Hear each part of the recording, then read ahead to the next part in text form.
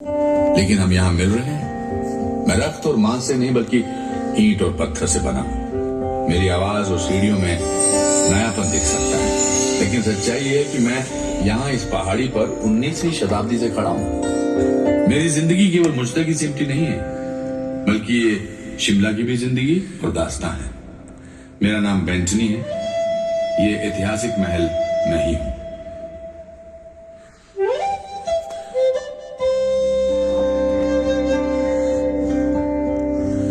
एक ऐसा भी समय था जब मैं यहां नहीं था। यहां कोई शहर नहीं था, ऊंची ऊंची इमारतें नहीं थी, बस एक पहाड़ी और घना जंगल।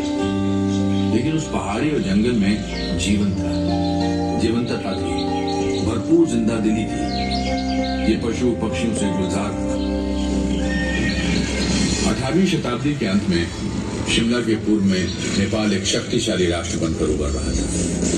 19वीं शताब्दी के पहले दशक में नेपाल के गोरखों ने आज की हिमाचल प्रदेश के एक हिस्से पर कब्जा कर लिया था। इन पहाड़ियों में इन साहसी योद्धाओं ने कुछ स्थानीय शासकों को पराजित किया। महाराज, हम क्या करें? अगर उन पर जरा सी भी आंच आई तो वो हमें मसल कर रख देंगे, इसमें कोई शक नहीं।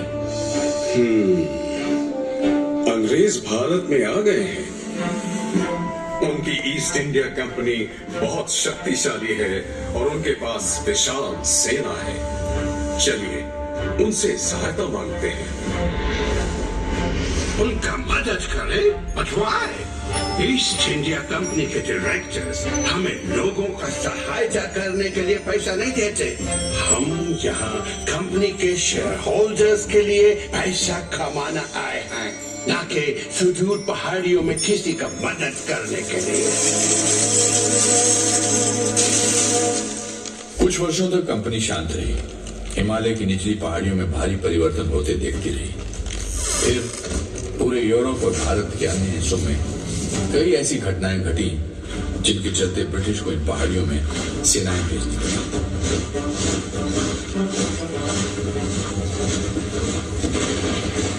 शिमला में जमकर लड़ाइयां हुई और मुठभेड़ हुई। पहाड़ी राजाओं और अंग्रेजों की जीत हुई और सन 1815-16 में गोरखा युद्ध समाप्त हो गया। 2 वर्षों के भीतर ही ईस्ट इंडिया कंपनी की सेना के अधिकारियों ने इन पहाड़ियों को घूमना टटोलना शुरू कर दिया। What a delightful place!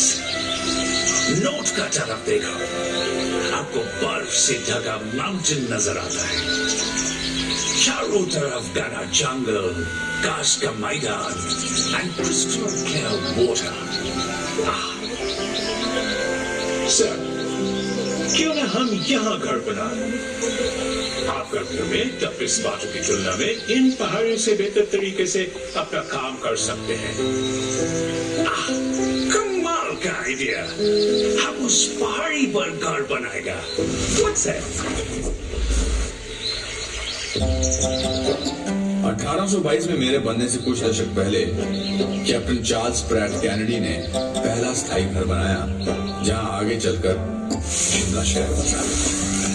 1831 में कैनेडी हाउस में एक मेहमान का यहाँ आना हुआ, जिसका नाम था विक्टर चैकमाउंट।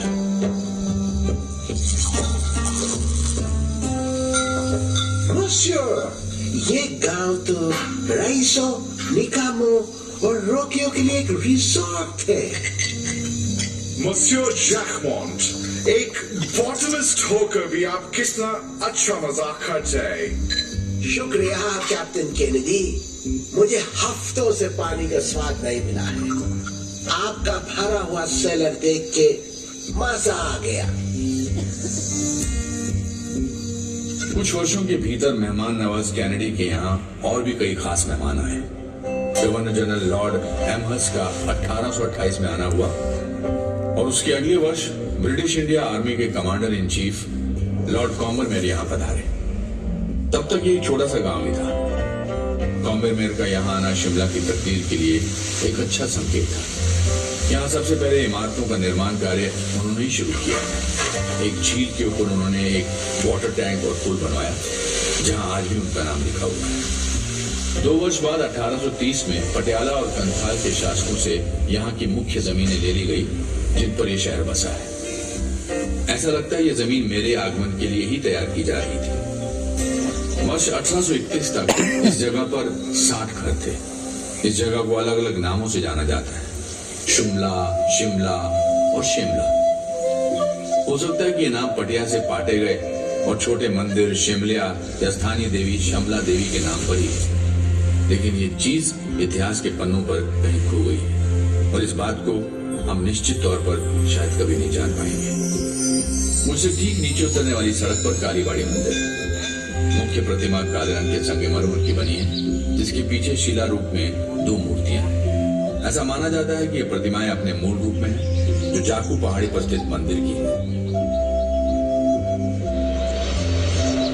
कुछ रोम की तरह शिमला में भी 7-8 पहाड़ियां हैं। पश्चिम में प्रॉस्पेक्ट हिल है, जिस पर कामना देवी का मंदिर है।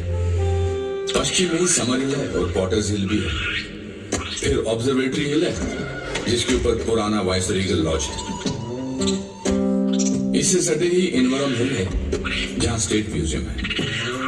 तो जाकू पहाड़ी है, जिसके बारे में मैंने अभी आपको बताया।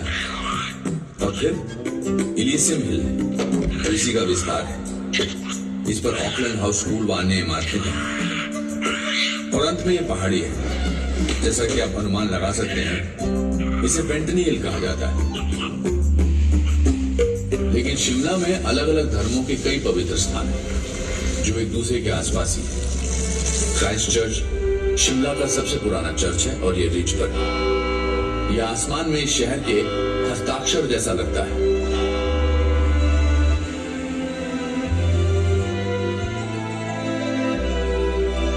यहां से ठीक ऊपर की पहाड़ी पर आज जिस जगह ग्रैंड होटल है, 1829 में British governor general William Bentinck के रहने के लिए बेंटिंग कासल बना था।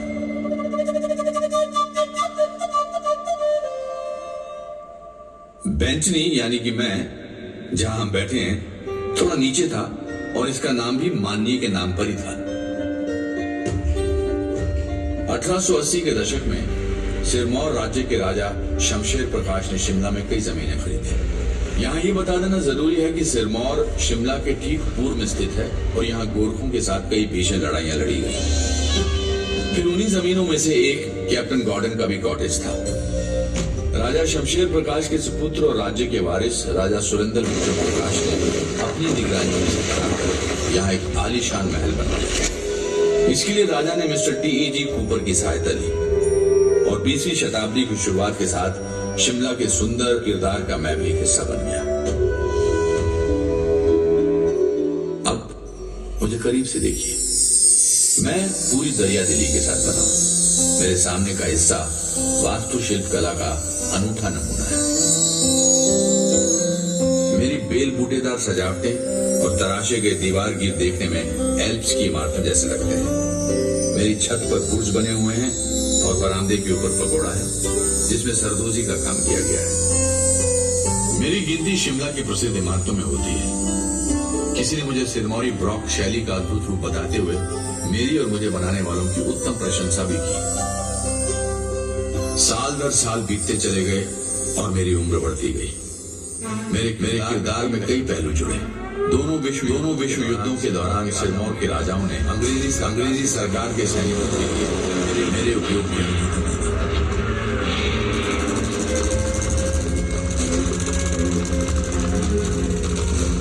दूसरे विश्व युद्ध में यहाँ प्रिजनर ऑफ वॉर सेक्शन रहा।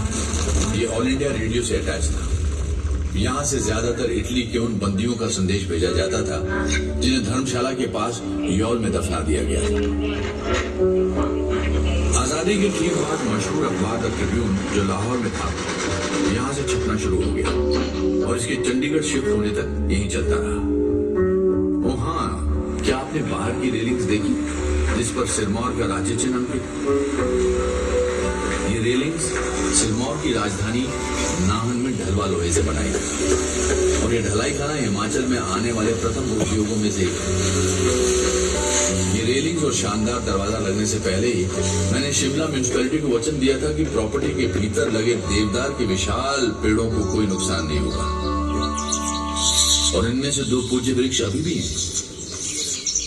जाहिर है कि शिमला में बंदरों की भरमार है, जो इन पहाड़ियों की टहनियों से झूला झूलते रहते हैं और अपनी हरकतों से मेरा मनोरंजन करते रहते हैं।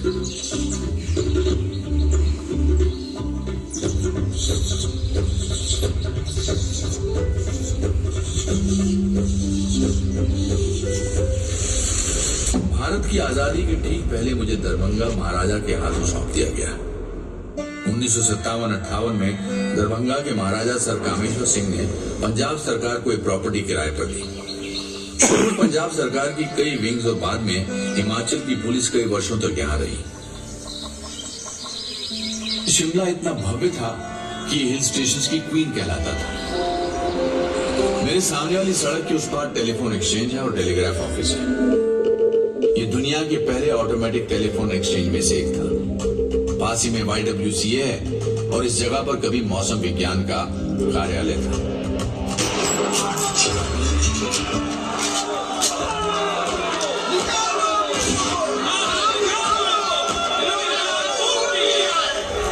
उत्तर भारत के लिए 1857 की शुरुआत शांतिपूर्ण थी, लेकिन इस शांति की गोद में एक तूफान पड़ रहा था।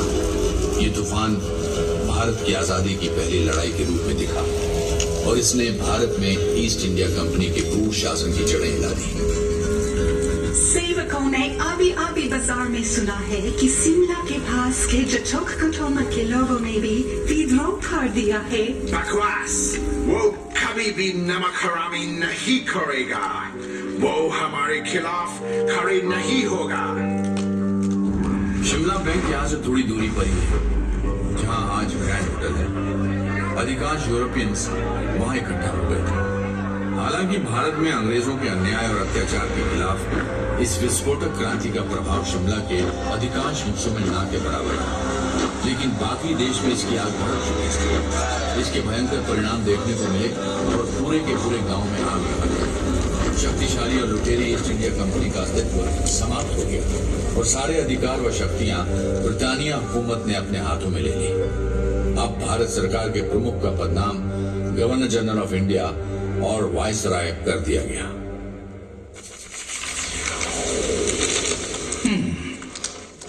मुझको लगता है कि भारत का secretary of state sir Charles Wood Shimla को समर कैपिटल बनाने को मान जाएगा। I cannot stand the heat। और मैं भारत में इसको काफी जीत चुका है। सर जॉन, उस उमस भरा कलकत्ता का गर्मी में जितना काम हम 10 दिन में पूरा करेगा, वो तो यहाँ 1 दिन में हो जाएगा। 1864 में सर जॉन लॉरेंस के वायसराय बनने के बाद शिमला शहर आधिकारिक रूप से भारत की ग्रीष्मकालीन राजधानी बन गया। हालांकि इसे समर कैपिटल का नाम तो दिया गया, लेकिन वर्ष के अधिकांश समय सरकारी कामकाज यहीं से होता था और फिर जाड़े के महीनों में शिमला से कोसों दूर कलकत्ता चला जाता था और उसके बाद नई दिल्ली। ये गांव शक्ति का केंद्र बन गया था। वायसराय के शिमला के थंडर क्लाउड हाउस से धरती पर मनुष्य की आबादी के 5वें हिस्से पर शासन चला करता था। क्या कोई लड़ाई चल रही है बाबा? इतने सारे लोग हाथियों और घोड़ों पर बड़े बड़े बक्से लादकर कहाँ ले जा रहे हैं? वो बस भारत सरकार की फाइल्स और पेपर्स कलकत्ता से शिमला और शिमला से कलकत्ता ले जा रहे हैं। ओह, क्या तुम्हें पता है कि जब भारत सरकार कोई फैसला लेना नहीं चाहती तो वो क्या करती है? क्या करती है बाबा? फाइल पर एक टिप्पणी करने जाती है। कलकत्ता में चर्चा करें या शिमला में चर्चा करें और इस तरह वर्षों बीत जाते हैं। अच्छा, और तब तक उस अधिकारी के रिटायर होने या वापस इंग्लैंड जाने का समय हो जाता है। ओह, ऐसी बात। यदि आप कुछ बनना चाहते हैं तो शिमला जाइए। यदि आपको किसी से शादी करना है तो शिमला जाइए। ये ब्रिटिश एम्पायर के सबसे शानदार आउटपोस्ट है और वाइस रीगल लॉज का न्योता कभी भी मत ठुकराना। शिमला में अपनी तकदीर आजमाने वाले आकर्षक नवयुवकों का जमावड़ा लगता है। यहाँ ग्रास विडोज यानी कि अपने पति द्वारा छोड़ दी गई या पति से दूर रह रही ऐसी शादीशुदा औरतें आती थी जो मैदानों की तपती धूप और अपने पतियों दोनों से ही छुटकारा चाहती थी।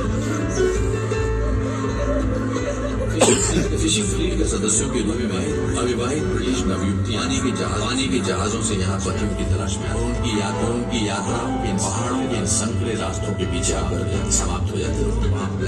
ब्लैक हार्ट्स नामक एक गुप्त क्लब था जिसके सदस्यों को ओपन रिलेशनशिप में रहने की छूट नहीं थी, लेकिन इसके उलट खुले संबंधों को कभी रोका नहीं जा सका।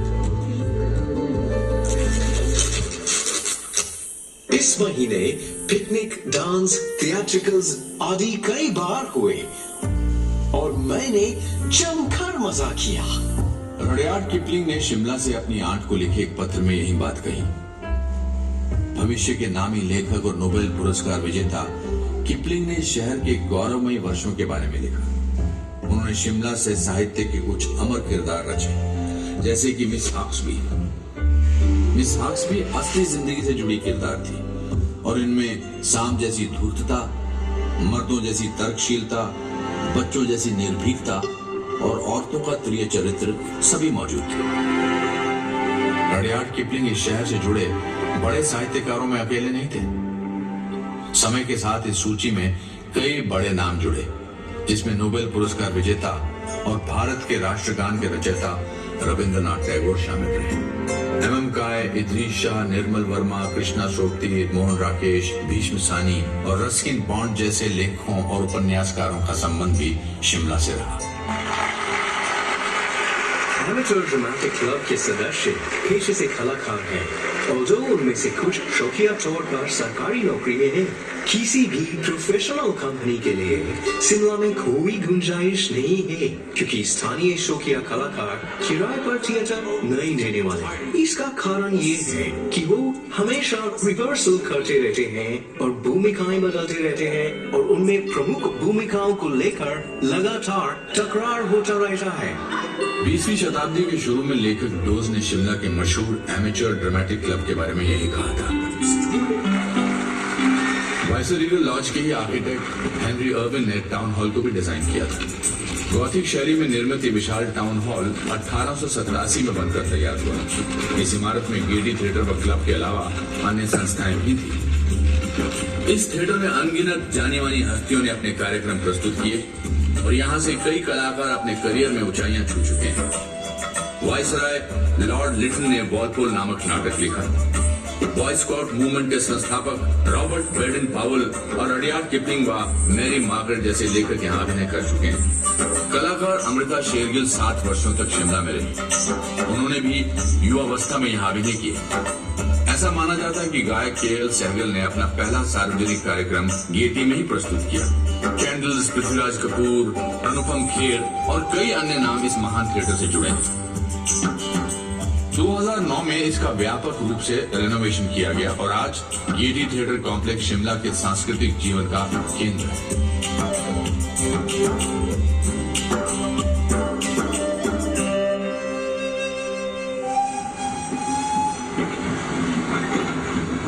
उन्नीसवीं शताब्दी के अंत में दुनिया तेजी से बदल रही थी। पहली औद्योगिक क्रांति का प्रभाव दुनिया के कोने कोने में दिख रहा था। स्टीम रेल इसी बदलाव का एक बहुत बड़ा हिस्सा थी। अभी हमें और कितने सर्वे करना है? कालका से शिमला के बीच रेलवे लाइन बिछाने में कितना समय लगेगा? बढ़ते रहो, हम सुरंगों और कुछ अलाइनमेंट्स में फंसे हैं। साहिब, हमें एक व्यक्ति के बारे में बताया गया है जो शायद हमारी मदद कर सके।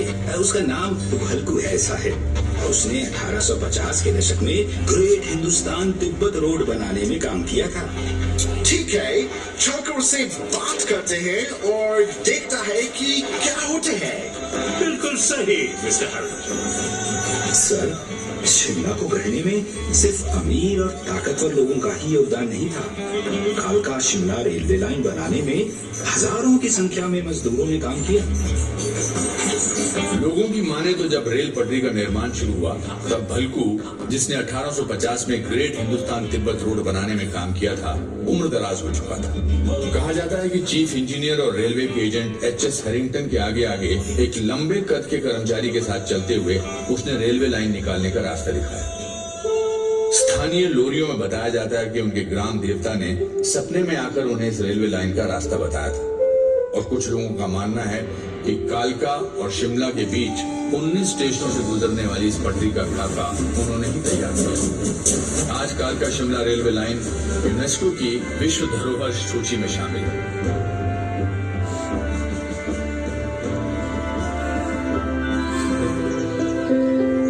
बहुत अच्छा बात है कि रेलवे लाइन बिछ गया है, लेकिन हमारा सामने काफी चिंताजनक स्थितियां हैं। ब्रिटिश राज को टी पार्टी की तरह नहीं चलाया जा सकता है। एनाडेल में गर्मी का ये बेहद सुहावना दिन है। हमारे चारों ओर फैले देवदार के ये सुंदर पेड़ इस माहौल को काफी खुशनुमा बनाते हैं। वाइस रॉय लॉर्ड कर्जन के साथ इस पवेलियन में मौजूद होना हमारे लिए सौभाग्य की बात है। क्यों मिस्टर यंग हस्बैंड, आपकी क्या राय है? बिल्कुल, मैं सचमुच यहाँ एक बहुत बड़े काम से आया है। अनंडेल में झुरमुटों के बीच बने जिमखाने को निहारते हुए वाइसरॉय लॉर्ड कर्जन और फ्रांसिस यंग हस्बैंड ने तिब्बत पर हमला करने की योजना बनाई। इससे कुछ साल पहले ही अनंडेल में चुपचाप एक अन्य घटना घट चुकी थी। ऐसा माना जाता है कि एलन ऑक्टेवियन ह्यूम यहाँ पिकनिक मनाने आए थे, जहाँ उनके मन में एक ऐसा संगठन बनाने का विचार आया जिससे अंग्रेजों और भारतीयों को करीब लाया जा सके। उनके द्वारा बनाया गया कांग्रेस नामक ये संगठन एक अलग ही दिशा में मुड़ गया और जल्द ही उसकी अगुवाई में भारत का स्वतंत्रता संघर्ष शुरू हुआ।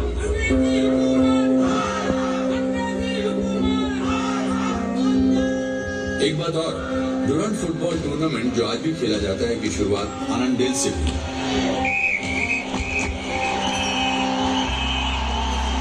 ब्रिटिश भारत और अफगानिस्तान को बांटने वाली डुरंट लाइन खींचने का निर्णय यही शिमला में हुआ था। अंग्रेज भारतीयों को सरकार में प्रतिनिधित्व देने से मुकर चुके थे। जलियांवाला बाग में हजारों निहत्थों को मौत के घाट उतारने वाला जनरल डायर कुछ समय शिमला में भी रह चुका था। अब शिमला की पहाड़ियों से भी आजादी के लिए आवाजें उठ रही थी।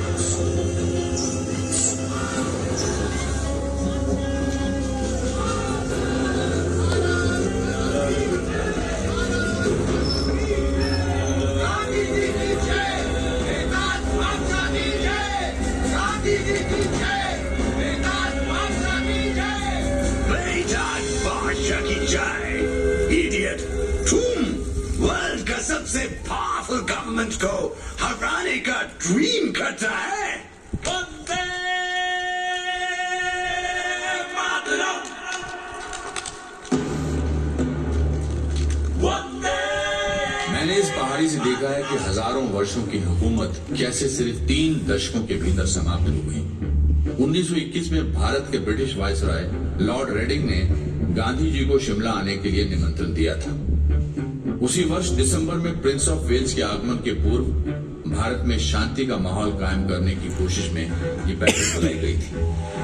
दमनकारी रॉलेट एक्ट 1919 के विरोध में देश भर में गांधी जी द्वारा चलाए जा रहे आंदोलन की लहर से अंग्रेजी राज पहले ही घबराया हुआ था। इस काले कानून के तहत किसी भी भारतीय को बिना कोई कारण बताए अनिश्चित समय के लिए जेल में डाला जा सकता था। उनका कहना था, नो दलील, नो वकील, नो अपील।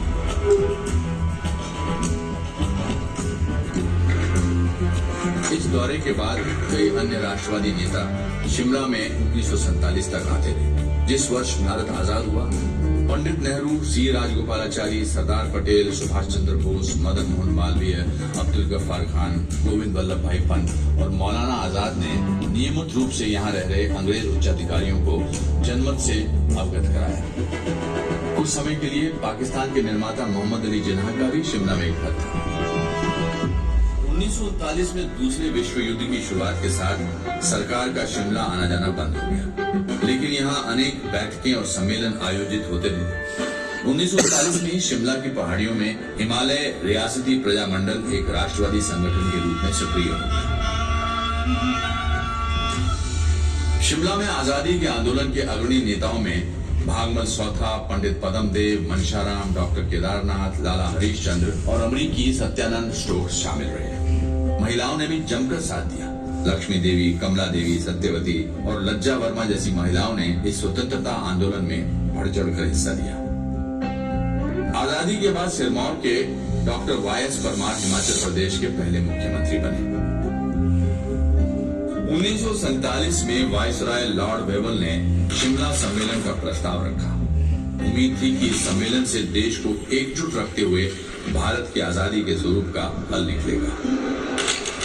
1946 में कैबिनेट मिशन भारत आया। भारत की आजादी और भारतीय उपमहाद्वीप के विभाजन से जुड़े कई प्रस्तावों को शिमला में निश्चित रूप दिया गया। 1947 के शुरू में भारत के अंतिम ब्रिटिश वायसराय लॉर्ड माउंटबेटन का आगमन हुआ। उनके कार्यकाल के दौरान यूनाइटेड सर्विसेज क्लब में कई सत्र आयोजित हुए। सर सिरिल रेडक्लिफ की अध्यक्षता में सीमा आयोग ने देश का बंटवारा किया और पाकिस्तान का जन्म हुआ।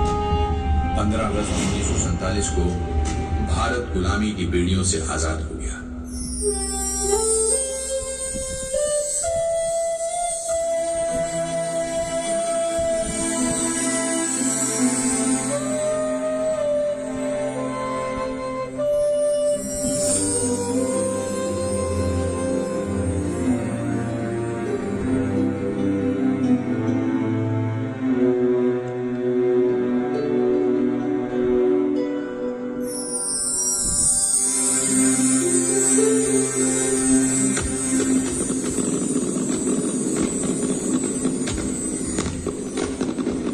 तेजी से वर्ष दर वर्ष बीतते चले गए और 1 नवंबर 1966 को शिमला पंजाब से अलग होकर हिमाचल प्रदेश की राजधानी बन गई।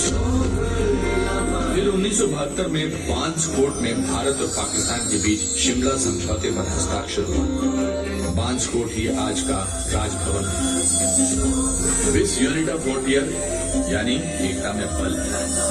पहले के सिरमौर रियासत का यही ध्येय वाक्य था, जिनका राज्य चिन्ह इस आलीशान इमारत की रेलिंग्स पर अंकित है। और शिमला या शिमला, इस बारे में क्या कहेंगे? आप किसी भी नाम से इस जगह को पुकार सकते हैं। कुछ ही ऐसे देश होंगे जहां के किसी अकेले शहर का इतिहास शिमला जैसा समृद्ध है।